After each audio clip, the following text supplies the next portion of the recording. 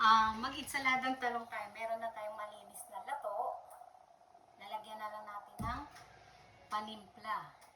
Ayan, may nakaready tayong nakahiwang sibuyas tsaka kamatis. Lagay na natin dito.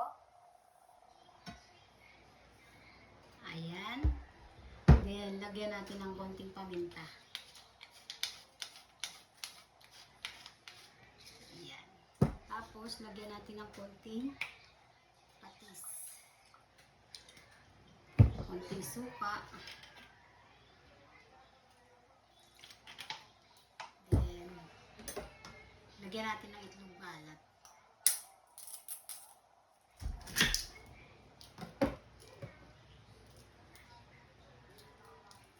Ayan.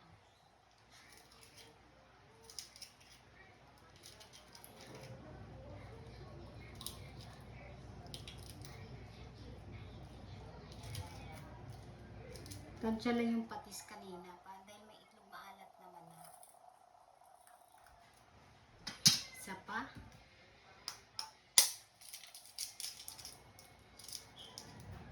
Wow. May kunting langis-langis.